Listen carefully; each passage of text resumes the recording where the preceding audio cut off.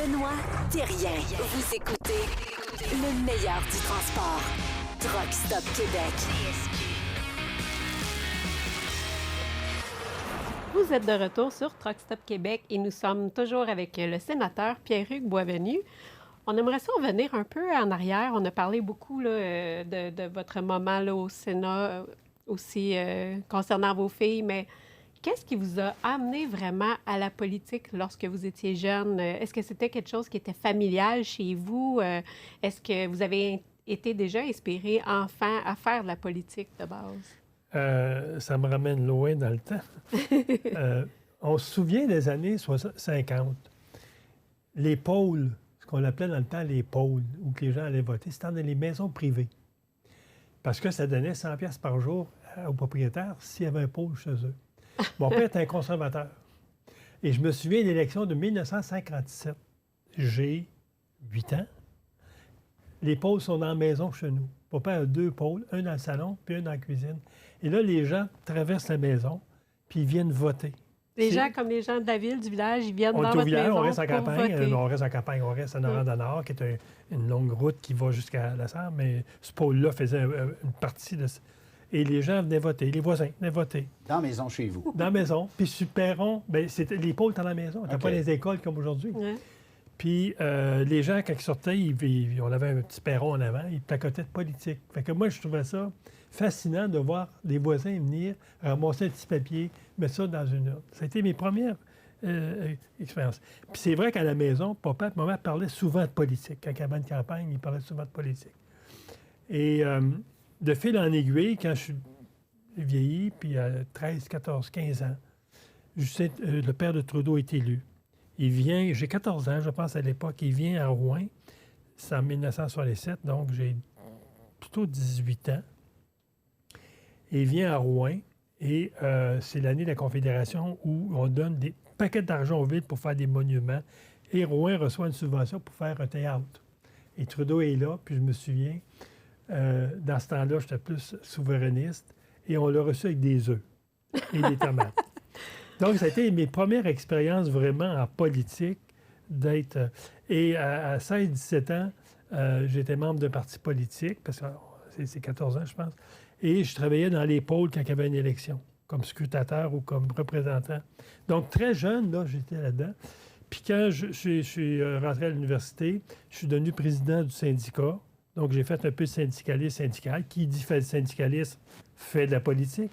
Donc, c'est le même de fil en aiguille que j'ai été impliqué dans la politique. On est loin active. des conservateurs, M. Boisvenu. On est très, très loin. On est très idéaliste. Souverainiste, syndicaliste, on est bien loin de ce qu'on peut connaître aujourd'hui. J'ai toujours dit, tu deviens conservateur quand tu vois ton chèque de paye la première fois. Effectivement. Hein? Mais c'était quoi qu'est-ce qui a fait que vous avez balancé peut-être cette vie-là, d'être souverainiste ou d'être syndicaliste, puis de vous lancer peut-être plus proche des idéaux conservatrices? Bon, d'abord, en 1979, je travaille pour le gouvernement du Québec, je deviens haut fonctionnaire. Et c'est sûr que dès que tu deviens haut fonctionnaire, il y a un devoir de réserve. Donc, je me suis éloigné par obligation de la politique, je l'ai suivi d'un peu plus loin, et j'ai moins manifesté mes opinions publiques à cause de mes fonctions. Je te dirais, c'est l'arrivée de M. Mulroney. Parce qu'on se souvient, il y a eu le référendum de 81 qu'on a perdu parce que je militais pour le oui. Ensuite, il y a eu le référendum de 95. Oui. Ma mémoire est bonne. Mm-hmm. Et là, je suis en train de basculer vers le non parce que là, M. Mulroney avait présenté avec le Lac-Meech un accord qui faisait l'affaire du Québec, qui faisait l'affaire, mais je me disais, vaut mieux 1 que 2, tu perdras. Et là, je commençais à basculer. Et quand Chrétien est revenu au pouvoir et le Bloc est revenu au pouvoir, pour pouvoir le nouveau parti, c'est là que j'ai basculé en disant non. L'indépendance ne se fera pas à Ottawa, elle doit se faire à Québec. Et là, je suis devenu un peu plus de centre-droit. Okay? Et c'est vraiment à la mort de Julie, c'est-à-dire à la mort de Julie, effectivement, où là, je suis devenu, en termes de justice, très à droite. Et là, j'ai commencé à regarder quel parti au fédéral avait le plus tendance à défendre les victimes. Et c'est vraiment à la mort de Julie où je suis devenu un conservateur convertis. Donc, c'est vraiment la justice qui vous a rapproché de ces idéaux-là conservateurs. Oui, c'est vraiment la justice. Ouais. Comment que vous vous êtes senti quand que vous avez appris que l'agresseur de Julie pouvait demander d'être réinséré là, dans le public? D'abord, lui était condamné sous l'Ancien Régime. OK? L'Ancien Régime fait en sorte qu'un meurtre au premier degré, tu peux demander une révision judiciaire après 15 ans. Ce qui n'existe plus aujourd'hui, on l'abolit, les conservateurs, en 2012. Et lui, donc, depuis... il a tué Julie en 2002, donc depuis 2017, est éligible à une révision de sa sentence de 25 ans pour être admissible à une libération conditionnelle. Il ne l'a pas fait à ce jour. J'ai des bons contacts en dedans. C'est vrai que ma situation comme président d'association, je suis connu, contrairement à tous les autres parents qui ne sont pas connus par le système carcéral, par les gardiens de prison. J'ai des très bonnes relations avec les agents carcéraux. Donc, je suis très informé de l'intérieur de ce qui se passe chez cet individu-là. Et je sais qu'entre 2002 et 2017, au moment où il aurait pu demander, ce gars-là a fait 0 comme effort. OK? Et j'ai appris des années après, puis je me dis, bon, s'il ne l'a pas fait après 15 ans, il peut le faire après 25 ans. Donc, en 2022, il pouvait demander une révision judiciaire. OK? Il ne l'a pas fait non plus. Et là, encore de fil en aiguille, les gens m'informent en disant, vous savez, ce gars-là, en dedans, qu'est-ce qu'il fait? Il fait telle chose, telle chose, telle chose.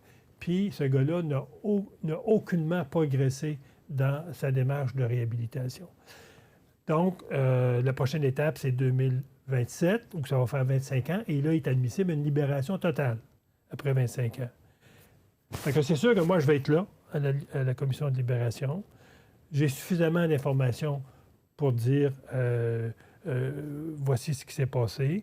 J'espère aussi qu'en 2027, que le gouvernement conservateur va modifier la loi sur les libérations conditionnelles pour que les victimes puissent poser des questions aux criminels et non seulement que les commissaires puissent apporter, parce qu'actuellement, lors d'une audition à la commission, tout ce que les victimes peuvent faire, c'est comme dans un procès, c'est une déclaration des victimes, mais ils ne peuvent pas rétroagir avec le criminel. Nous, moi, j'ai une loi que j'ai été posée au Sénat récemment, c'est de faire en sorte que les victimes aient le droit de parole à une audience. La Charte des droits et libertés reconnaît le droit de parole, le droit de participation. Participer à une audience, c'est pas juste de dire une déclaration puis ne pas interagir. Donc, la loi que j'ai déposée, il y aurait une interrelation et les victimes pourraient poser des questions aux criminels. Pourquoi telle chose? Pourquoi telle chose? Donc, moi, j'espère qu'en 2017, s'ils se présentent devant la commission pour être libérés, que ce droit-là va être reconnu aux victimes de dire « vous avez le droit de poser des questions ». Et moi, avec toute l'information que j'ai, je vais dire « pourquoi il te fait ça en prison? Pourquoi il te fait ça en prison? Tu n'es pas prête à sortir. » Puis moi, mon intention, c'est qu'il n'y ait pas d'autre Julie Boisvenu. Oui. Oui. Bon, j'ose, M. Boisvenu, un criminel qui ne voudrait pas répondre aux questions des familles, qu'est-ce qu'on pourrait faire? Refuser sa libération. Ce qui serait un bon point. Parce que je me dis, ça doit faire partie de ton processus de réhabilitation, de rendre des comptes à la famille, pas juste à la société. Moi, quand j'entends dire « ouais, mais il a payé sa dette à la société, il a fait 15 ans de prison ». Non, la dette, là, c'est pas juste la société qui doit payer. Il doit payer sa dette à la famille. Donc, moi, je me dis, s'il n'est pas capable de répondre à la famille, qui est trop évasif, parce qu'on le sait, dans les pénitenciers fédéraux, qu'est-ce qu'on fait aux criminels? On lui montre comment agir lors de l'audience. C'est des réponses après. Mais si les victimes peuvent lui poser des questions, qu'il n'y a pas la réponse, mais moi, je pense que ça devrait être une raison pour qu'il reste en dedans. Parce qu'il doit être redevable aussi devant la famille, pas juste devant la commission. On en a parlé souvent ensemble, mais on pense souvent que les crimes ne sont jamais assez punis. Est-ce qu'en quittant le Sénat, est-ce que ça vous fait quelque chose que vous ayez parlé, vous ayez milité, mais qu'on n'ait pas réussi à faire avancer la cause des victimes d'actes criminels au point où je comprends que la peine de mort, ce n'est pas un sujet qui se discute vraiment encore, mais que les peines soient plus sévères, les sentences moins clémentes et qu'il n'y ait pas de sentences bonbons et qu'on puisse peut-être un peu pousser les juges à rendre des comptes quand ils rendent des sentences peut-être moins quand ils rentrent bonbons, les sentences, est-ce qu'on pourrait en venir... Est-ce que ça fait partie de votre, peut-être, souhait le plus à jour? Si tu as encore une heure, je vais te répondre. Wow, on a le Regarde, temps, on a le temps. Entre 2011 et 2015, on a un gouvernement conservateur majoritaire. On a fait adopter 42 lois qui est directement liées aux droits des victimes, directement liées à des sentences sévères pour des crimes commis contre des enfants, contre des femmes, contre des personnes âgées. On a limité les libérations au 1/6, on se souvient du cas Lacroix, 12 ans de prison, admissible au 1/6, on a aboli ça, c'est des sentences plus sévères. On a éliminé le compte en double quand un criminel attend son procès, puis ça prend 4-5 ans avant qu'il soit en procès, puis les 4 ans vont compter pour 8, le juge va donner 10 ans, il est dehors tout de suite parce qu'il a fait le 2 tiers. Oui. On a tout éliminé ça. Et je pense qu'on s'était donné, à la fin de 2015, un régime rigoureux, sévère, mais imputable pour le système de justice. On a nommé des juges qui pensent victimes d'abord. On a nommé des commissaires à la libération conditionnelle qui pensent victimes d'abord. Et quand Trudeau est arrivé, il a congédié tous les commissaires qu'on avait nommés et il a nommé des commissaires qui pensent criminels d'abord. Tous les juges qu'on a nommés à la Cour suprême, c'est tous des juges qui pensent un peu droit des criminels. Donc, Trudeau a défait à peu près 50 de ce qu'on a fait pendant 5 ans. Et si on revient au pouvoir, je réponds à ta question, il va falloir défaire tout, refaire tout ce que Trudeau a défait.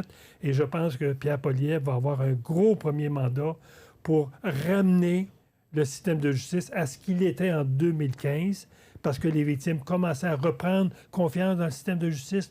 Monsieur, madame, tout le monde commençait à reprendre confiance parce que les lois étaient sévères, surtout dans les cas d'agression sexuelle, surtout dans les cas de récidive. Donc, tout ce travail-là est à refaire. Et c'est ce que je crains le plus, si Trudeau est élu encore 4 ans, c'est que le système va continuer à être tiré par le bas avec des lois comme la loi C5 où on retourne des agresseurs, que ce soit pour violence conjugale ou agression sexuelle, écouler leur sentence chez eux, où le C75 a aboli 200 infractions criminelles au Code criminel. Ça va se poursuivre. Parce que ces gens-là, dans leur ADN, c'est d'avoir un système le plus mou possible pour un criminel qui soit incarcéré ou qui soit remis en liberté. Et tout ça, il va falloir que Pierre aura un gros mandat de rebâtir tout ce que M. Harper a bâti et d'aller encore plus loin, à mon avis, sur certains crimes. On sait que le gouvernement actuel adore la réhabilitation. Y croyez-vous? Moi, j'ai toujours dit, comme pour des enfants qu'on éduque, comme pour des criminels, tu as le droit à une deuxième chance. Mais tu n'as pas le droit à une troisième et une quatrième chance. Quand je vois le gars qui a assassiné son beau-père là, le week-end dernier à Sherbrooke, qui a été condamné en 2019 pour 79 crimes, mais comme il y a eu un deal entre la couronne et la défense, il y a juste 19 accusations qui ont été retenues, 60 sont tombées. Là, j'ai de la difficulté à croire dans la justice quand on négocie de même l'abandon. Parce qu'oubliez pas, lorsque un criminel a 20 accusations puis qu'il fait un deal pour 5, les 15 qui tombent ne font pas partie des statistiques de sa criminalité parce qu'il n'a pas été accusé puis il n'a pas été reconnu coupable. La statistique de sa criminalité, il faut qu'il soit accusé et reconnu coupable. Donc, notre système actuellement, au Québec surtout, il y a peut-être le 2 tiers des accusations qui tombent dans un procès. Ça veut dire quand on dit « oui, mais les crimes n'augmentent pas tant que ça », c'est un minimum de statistiques qu'on a.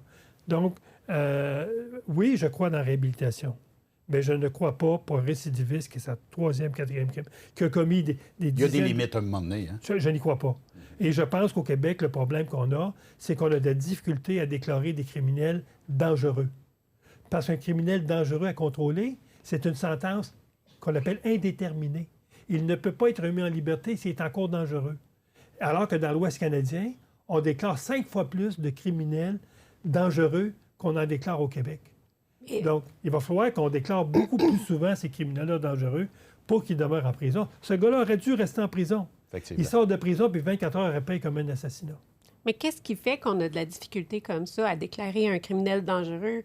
Je veux dire, tout ce que vous expliquez là, je comprends pas comment on peut en venir à ça, à laisser tomber autant de de charges comme ça? Je dirais que c'est d'abord dans l'ADN des libéraux. C'est dans l'ADN du Québec qui est beaucoup plus à gauche sur le plan juridique, même s'il a fait des progrès pour les victimes récemment, surtout les victimes d'agressions sexuelles, violences conjugales avec le port du bracelet électronique, etc. Le Québec a fait des pas là-dedans. Mais le Québec a toujours été à gauche, a toujours prôné, comme les libéraux fédéraux, la réhabilitation d'abord, la réincarcération après. Nous, on dit l'incarcération d'abord, puis la réhabilitation durant ton incarcération. C'est deux philosophies complètement différentes. Et le Québec, là-dessus, par rapport au Canada anglais, il est beaucoup plus à gauche que le Canada anglais. J'aimerais vous entendre sur quelque chose, M. Boisvenu. Aux États-Unis, on va élire des postes de juges, de shérifs et plein de postes de haut niveau.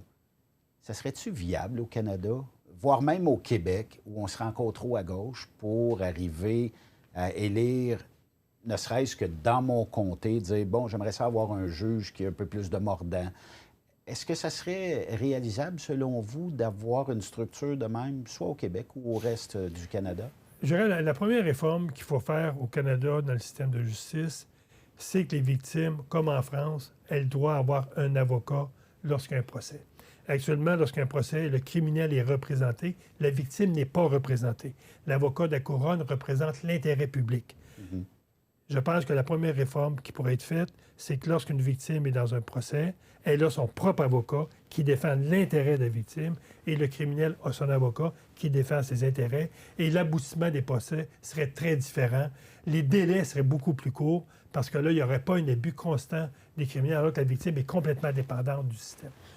L'autre élément par rapport à l'élection des juges et des procureurs de la couronne, c'est sûr que le danger là-dedans, c'est de politiser davantage le système parce que comme tu dois être élu, tu vas rendre des décisions qui vont être plus populaires à la population. Par contre, c'est sûr que ça amène les juges à être beaucoup plus redevables devant la population. Ou vigilants? Et vigilants. Moi, ce que je reproche un peu au système de justice canadien, c'est que sous le principe de l'autonomie des juges, ils ne sont pas redevables de leurs décisions. Si dans tous les cas, lorsqu'un juge acquitte, par exemple, un criminel, viendrait devant la population en disant « Voici pourquoi je l'ai acquitté », on ferait aussi de l'éducation et les gens comprendraient peut-être les décisions. On ne le fait pas.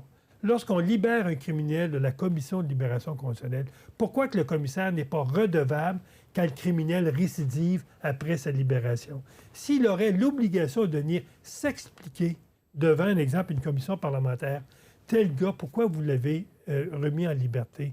C'est pas le commissaire qui vient s'expliquer devant la commission, c'est le ministre. Donc, les gens qui sont directement imputables des décisions dans notre système de justice ne sont pas imputables et redevables. Donc, sans aller jusqu'à l'élection de ces gens-là, au moins, ça aurait une obligation de venir s'expliquer pourquoi vous avez pris telle décision sur un criminel qui a récidivé quelques jours après. Et quel deal on a fait? Déjà, on aurait du monde qui serait un petit peu plus aux aguets des décisions qu'ils prennent. Mm-hmm. On arrêterait de prendre des risques qu'on appelle... Avant, on disait c'est un risque acceptable pour la population. Maintenant, ce qu'on dit, ce n'est pas un risque inacceptable. Tout le vocabulaire fait en sorte qu'on ne comprend plus rien. Mm. Depuis vos débuts, est-ce que vous avez l'impression que le regard des gens, que ce soit la sphère politique ou la société en général, a changé par rapport aux victimes, en ce sens qu'avant, les victimes avaient peut-être de la difficulté à être crédibles, à se sentir crédibles, mettons, dans la sphère juridique. Est-ce que c'est quelque chose qui a changé? Est-ce qu'on en fait assez pour donner l'impression que les victimes, quand elles s'expriment puis qu'elles racontent ce qu'elles vivent, on les croit? C'est encore un problème dans le système de justice. On ne croit pas toujours les victimes. C'est pas pour rien qu'il y a une femme sur 10 qui est victime d'agression, que ce soit sexuelle ou agression familiale, va dénoncer. C'est sûr qu'une femme qui est dans la violence conjugale, il y a d'autres motifs pour ne pas dénoncer. Que ce soit les enfants, que ce soit sa dépendance financière, il y a d'autres motifs qui font en sorte qu'il y a moins de femmes qui dénoncent. Dans les cas d'agression sexuelle, je l'ai dit tantôt, l'avocat le criminel a son avocat, il est représenté, la victime, elle est laissée à elle tout seule, même si au Québec, on a dit on va fournir maintenant des avocats aux victimes, il reste quand même, c'est très peu. Notre système de justice actuellement n'a pas un équilibre entre les droits des victimes et les droits des criminels, et ça, je pense, il faut que ça change. C'est sûr également d'avoir au Sénat des figures connues qui parle au nom des victimes, ça a amené beaucoup de changements. Si on regarde les médias en 2022, il n'y aurait pas ce qu'on fait actuellement ensemble. Ça n'existait pas. D'avoir un sénateur qui est dans les médias constamment, ça n'existait pas. Ça a amené aussi les médias à changer leur regard sur les victimes. On fait moins un show maintenant lorsqu'il y a un assassinat ou lorsqu'il y a un procès. Il y a une réserve plus grande de la part des médias parce que je pense que les médias comprennent mieux les victimes, comprennent mieux les familles. Puis ça, je pense que l'Association des familles de personnes assassinées a eu un rôle à jouer là-dedans. Mais je pense que de mon côté, le fait d'avoir été sénateur, d'avoir parlé constamment ou dénoncé beaucoup des situations, ça aussi, pour les victimes, c'était réconfortant. Oui. On a notre représentant. Oui. T'sais? Donc, il faut que, si Pierre Poilievre est élu, puis je pense qu'il va l'être, il faut que Pierre nomme des figures connues qui soient des porte-parole des victimes, que ce soit comme député, comme ministre ou comme sénateur, parce que ça donne, je dirais, de l'espoir aux victimes, aux familles. On a un autre témoignage, M. Boisvenu, quelqu'un qui vous connaît bien et qui a tenu à vous livrer ce message-là aujourd'hui. On va vous envoyer, juste apaiser sur Play, on va vous envoyer la tablette. Ah, mon Dieu. Ça fait extrêmement plaisir de prendre quelques instants pour saluer mon ami, le sénateur Pierre-Hugues Boisvenu, qui va très, très bientôt prendre sa retraite du Sénat. Vous savez, le Sénat va perdre quelqu'un de très grand. Depuis 2010, Pierre-Hugues n'a pas lâché. Il était toujours là pour les victimes d'actes criminels, les femmes victimes de violences. Et le Sénat va vraiment perdre un grand personnage qui n'a jamais abandonné sa lutte pour aider les victimes au Canada. Pierre-Hugues, je t'ai connu, tu ne me connaissais pas quand il y a eu la tragédie où Julie est décédée. Mais Julie peut sûrement, je suis persuadé qu'elle est très, très fière de toi aujourd'hui pour tout le travail que tu as fait au Sénat depuis ce temps-là, pour faire en sorte que les criminels récidivistes restent en prison et que ça ne se reproduise plus jamais. Malheureusement, tu l'as dit toi-même récemment, il y a trop de féminicides encore au Canada et on va avoir encore besoin de Pierre-Hugues Boisvenu. Même si c'est une retraite du Sénat, j'espère que tu vas continuer ta lutte parce que tant et aussi longtemps qu'il y aura des féminicides au Canada, le Canada va avoir besoin d'un Pierre-Hugues. Merci, salut, j'espère qu'on va continuer à travailler ensemble. C'est un beau témoignage. Oui, puis je pense que Luc fait un très bon travail. J'ai été dans sa circonscription un moment donné, rencontrer un centre de femmes violentées. Et il fait aussi un bon travail avec les femmes. Luc, je pense, comme tous nos députés, là, ils sont vendus à cette cause-là. Puis, comme je le disais tantôt dans les premières questions, ils ont toujours eu une adhésion totale au travail que je fais. Ça a facilité aussi beaucoup dans mon propre travail. Lorsque tu défends une cause, puis que cette cause-là, elle est supportée par tous tes collègues, mais c'est sûr que ça t'aide énormément à avancer puis à continuer. Le message qui revient souvent, c'est « J'espère que vous allez continuer ». Oui. C'est quoi la réponse du sénateur Pierre-Hugues Boisvenu à « J'espère que vous allez continuer ». Je l'ai formulé hier. Je parlais avec mon adjoint, avec Jordan, puis je me dis, je pense que durant ma période de vacances, là, à l'extérieur du pays, au mois de janvier, j'avais à réfléchir à deux choses. Le prochain livre que je veux écrire et à savoir si je continue en politique active, parce que je suis très sollicité pour éventuellement me présenter comme député. Et la décision que j'ai prise, j'en ai parlé avec ma blonde Isabelle, je vais avoir 75, l'an prochain 76. Si l'élection est juste à la fin de 2025, je vais approcher 77. Je pense que je n'aurai pas l'énergie pour me splitter en deux, m'occuper des victimes, puis m'occuper d'un comté, sachant qu'on sait qu'un comté, c'est beaucoup de travail. Fait que je pense qu'à ce niveau-là, je vais en parler avec mon patron, Pierre Poilievre, pour dire il faut qu'il s'entoure de personnes qui vont être dédiées aux victimes de criminels, parce que dans son premier mandat, il va avoir énormément de travail à faire, aussi bien de supporter des députés qui vont vouloir présenter des projets de loi, supporter le ministre de la Justice et de la Sécurité publique, qui auront une grosse charge de travail. Il va falloir qu'il y ait quelqu'un autour de lui qui soit ce contact-là, qui tous les jours ne pense qu'à ça. Et je pense que c'est ce que je vais offrir à Pierre en disant, regarde, si tu veux m'avoir autour de toi, peut-être pas à plein temps, mais à mi-temps, mais pour garder actif ce canal de communication entre les victimes puis le Parti conservateur, éventuellement entre un sénateur qui va être nommé puis le caucus. Moi, je vais dire à Pierre, regarde, je t'offre mes services. Si tu veux m'avoir autour de toi, moi, je pense que ça va être un acquis pour les victimes.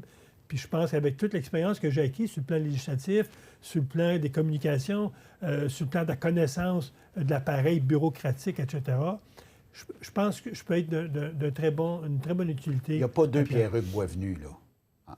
Ça n'existe pas. Aussi passionné puis aussi informé, je pense que ça n'existe pas, là. Non, et puis c'est sûr, un député qui arrive à Ottawa, puis on va en avoir beaucoup de nouveaux qui vont arriver, on va avoir des ministres nouveaux. Connaître l'appareil public, c'est beaucoup de travail. Et Pierre va avoir deux gros jobs. Il va avoir un job à rebâtir ce qu'on avait bâti, mais il va avoir un job aussi à réaligner l'administration publique au niveau du service correctionnel, au niveau des libérations conditionnelles, au bureau de l'Ombudsman. Il va falloir réorienter ces organisations-là vers les victimes. Et ça va être tout un coup de barre à donner qui va demander des gros changements administratifs et bureaucratiques. Et ça, je pense que Pierre, il faut qu'il s'entoure de gens qui ont une bonne connaissance de ces appareils-là. Est-ce que vous avez espoir que le parti va réussir à trouver de la bonne relève pour mener votre mission? Je suis convaincu que oui. Écoutez, il y a 600, maintenant 700 familles membres de l'association. Et il y a sûrement là-dedans une famille qui peut être une bonne représentante, ou un père ou une mère qui peut être un bon représentant des victimes. Moi, j'en connais. Je peux soumettre des noms à Pierre. Puis j'en connais qui pourront faire un très bon travail à ce niveau-là. Comme on va avoir des besoins de militaires au Sénat, des gens qui ont fait des carrières là-dedans, puis qui vont parler militaire au Sénat, parce que ça, c'est un autre engagement que j'ai pris quand j'étais comme vice-président, membre du comité de la défense et de la sécurité. Je me suis très engagé là-dedans. Je me suis engagé au niveau du comité du Parlement, pas du Parlement, mais des parlementaires canadiens à l'OTAN. Depuis 8 ans, je suis délégué à l'OTAN. Donc, c'est une cause aussi qui me tient beaucoup à cœur, la sécurité du Canada, l'état des troupes des forces armées. Il va falloir faire un travail énorme à ce niveau-là. Donc, moi, je suis convaincu que Pierre va nommer des bons conservateurs, mais il va nommer des conservateurs avec des bonnes compétences dans le domaine militaire, dans le domaine d'administration, dans le domaine des victimes, dans tous les domaines qu'on a besoin. Pierre va nommer des gens compétents, mais des conservateurs. On n'ira pas nommer des indépendants, comme Trudeau a fait, soi-disant indépendants, mais dont la majorité, c'est des anciens donateurs, c'est des anciens députés, des anciens maires libéraux. Donc, moi, je pense qu'on va nommer des gens qui vont être fiers d'être des sénateurs conservateurs. Et qui ont de l'intérêt évidemment, dans des causes différentes. Et que ce n'est pas un job honorifique, c'est un job qui a beaucoup de travail à faire. Notre prochain témoignage, c'est une personne que vous avez marquée. C'est une personne qui vous voit comme son mentor. On va vous laisser découvrir la vidéo, juste apaiser sur le play. Bonjour. Pierre a été la première personne à positivement prendre action dans la société suite au drame qu'il a vécu lors de l'assassinat de sa fille Julie. Donc, j'ai admiré ça, là, dès le départ, je le voyais à la télévision, puis je me disais, hey, cet homme-là, il fait quoi, là, pour la société? Donc, c'est un exemple pour moi. Dans le fond, il m'a mis aussi en lien avec beaucoup de familles au fil des ans, parce que je l'ai connu en 2005, puis c'est en 2005 que notre relation a débuté ensemble, puis au fil des ans, j'ai rencontré beaucoup de familles de personnes assassinées ou disparues, qui m'a sorti un peu de mon isoloir, en fait, là. Donc, j'étais, dans ma tête, seul à avoir vécu un drame comme ça, et puis le fait d'être en lien avec des familles, ça m'a fait un bien immense. Donc, il m'a fait confiance aussi, puis il m'a donné confiance dans la vie, parce que, écoute, tout se résume pas à un meurtre, là. La Terre continue de tourner, et puis il a fait en sorte de donner une poussée sur cette Terre-là, là, justement, pour qu'elle tourne dans la bonne vitesse puis dans le bon sens pour moi. Donc, ça m'a beaucoup, beaucoup aidé dans ma vie. Donc, il croit en ce que je fais, puis il a toujours cru en moi, en fait. Et puis, ça, c'est quelque chose que je ne remercierai jamais assez. Donc, Au fil des ans, on est devenus des amis. Donc, on s'est pas vu souvent parce que, il est à Ottawa, puis géographiquement, on ne pouvait plus se voir trop. Avant, on était dans la même région de Sherbrooke. Mais j'espère que que le temps va faire en sorte qu'on va pouvoir prendre un café ensemble. J'ai bien hâte à cette journée-là. Et puis, Pierre, je te souhaite la meilleure des chances là, pour la suite des choses. Tu as fait un bon travail là, jusqu'à maintenant, puis je vois pas pourquoi que ça s'arrêterait. Donc, tu es un homme d'action, puis je te pousse vraiment à continuer. On a besoin d'un gars comme toi dans la société. Merci, Pierre, puis bonne chance. C'est un beau témoignage, ça aussi. Oui, puis Stéphane, tu sais, il a réalisé tout un projet avec Les transporteurs. l'affichage des photos des personnes disparues ou des meurtres non résolus sur les camions. Puis on a fait quelques rencontres ensemble. On a fait une tournée ensemble du Québec pour rencontrer des compagnies, pour les motiver à s'impliquer là-dedans. Ça, c'est Stéphane. Je pense que Stéphane fait un très bon travail. Puis moi, je suis convaincu qu'une fois sorti du Sénat, je vais avoir le temps de prendre un café avec lui. Puis, donc, c'est confirmé. Il va y avoir un café qui va se prendre. C'est confirmé. Sûrement, je vais avoir le temps de m'occuper de mes amis. C'est une bonne chose. On va faire une courte pause, M. Boisvenu, et de l'autre côté de la pause, on va clore cette émission-là ensemble. On a encore plein de questions pour vous.